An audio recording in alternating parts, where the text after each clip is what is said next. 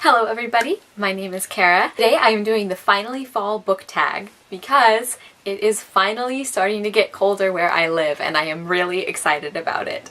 The original tag was created by Tall Tales and I will link her video down below. Question number 1. In fall, the air is crisp and clear. Name a book with a vivid setting. And for this one, I'm going to go with The Golem and the Jinni by Helene Wecker. Now this is kind of a blend of historical fiction and fantasy. It's set in New York City in 1899, and we follow our two title characters as they sort of find their place in the human world, and at the same time learn more about a sinister mystery that seems to be following one of them from their homeland.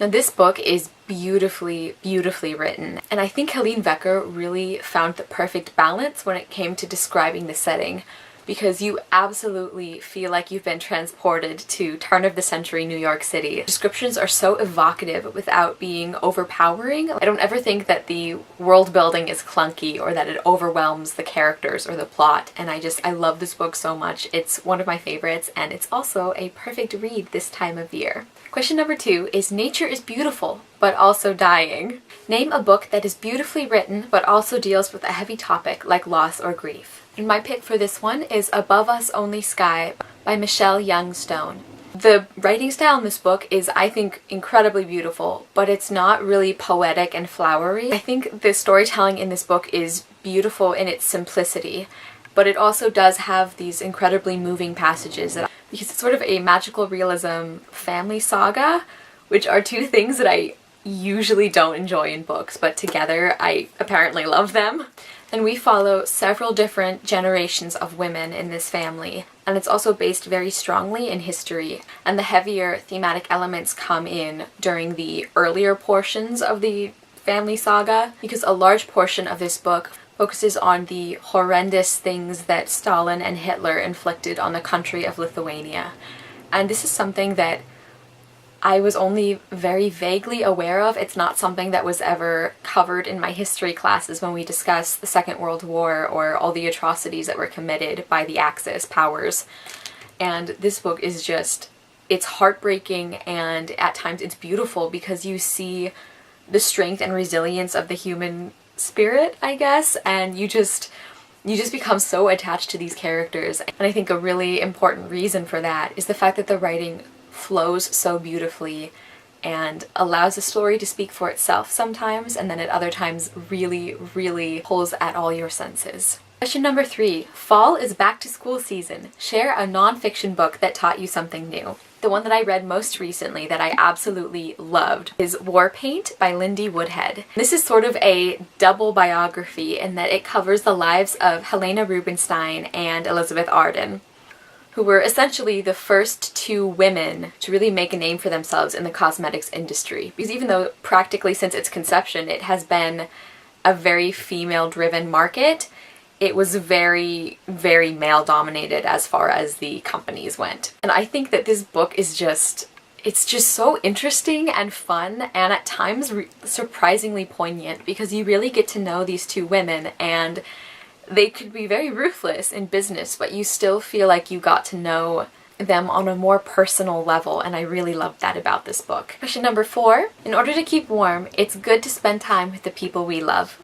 Name a fictional family, household, or friend group that you'd love to be a part of. And for this one, I had to go with my Lunar Chronicles girls from the Lunar Chronicles series by Marissa Meyer. And don't get me wrong, I'd love to hang out with Thorne and Kai and the other guys, but every time I read one of these books, including the graphic novel, I just get reminded of how much I love all of these girls and how much I would love to have like a sleepover with them. Just spend time with Cress and Winter and like gossip and talk about fashion with them, and let Scarlet and Cinder teach us self-defense, and all of us just having an incredibly fun girls' night. And of course, Aiko is also included in this squad. That goes without saying because I love her. Number 5. The colorful leaves are piling up on the ground. Show us a pile of fall-colored spines.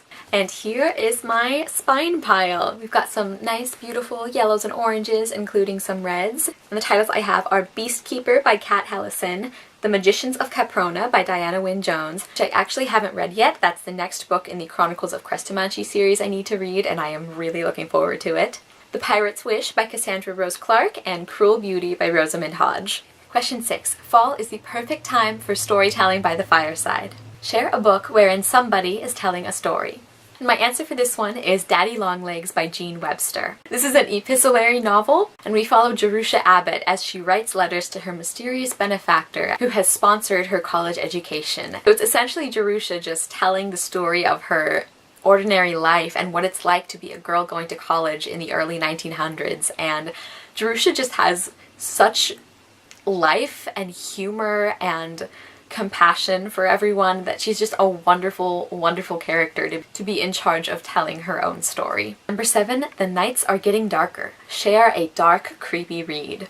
My answer for this one is Uprooted by Naomi Novik. This is a very old school fantasy feeling book, and the main antagonist of this book is essentially this dark, creepy wood or forest, and this book is just, it's the perfect amount of like creepy crawly without being like outright horror, and the looming presence of the wood is really just felt throughout the book, and it's such a perfect read for this time of year. Number 8, The Days Are Getting Colder. Name a short, heartwarming read that could warm up somebody's cold and rainy day. My answer for this one is The Ordinary Princess by MMK. And this is a very, very short classic fantasy book. I think it was published in the early 1980s, and it's just the perfect like fuzzy feel-good sort of fairy tale. And I love dark fairy tales and and really intense fantasy. Like, I love that stuff. But sometimes it's really nice to just have a really light and sweet and charming book. And I think that's what this book does so well. You follow Princess Amy, who is sort of the prototype for the unprincess-like princess. And we follow her through her adventures and as she kind of runs away from home and just sort of seeks her fortune and finds adventure on the way. Question number 9 is Fall returns every year. Name an old favorite that you'd like to return to soon. And that one for me is the Chronicles of Narnia series by C.S. Lewis. This is chronologically the first book, The Magician's Nephew. And this is still one of my favorite book series of all time. I think it's up there with Harry Potter. It's something that I grew up reading and rereading, but it's something that I still love today. And it's one of those series where I think you can recognize the part that nostalgia plays in your feelings for the book, while still knowing that if you read it today, you would love it just as much. And that's how I feel about these books. They're the perfect blend of whimsy and humor and great characters, incredibly witty and at times beautiful writing.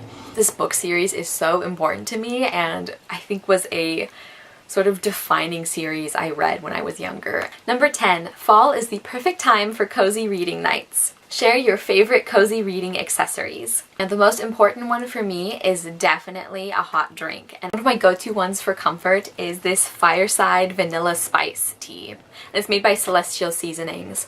And this is just like the perfect, warm, slightly spicy, but sweet, and just it's such a comforting taste. This is definitely one of my favorites that I love to have when I'm curled up with a book. And I am also partial to some nice warm fuzzy socks. These are just like plain yellow ones. Or when you're not sure you want to commit to wearing like heavy slippers or something, but your feet are a little bit cold. And finally, you can't have a cozy reading day without some kind of snuggly blanket. I especially love this one because it's got like fleece or something on the underside, so it's super, super warm.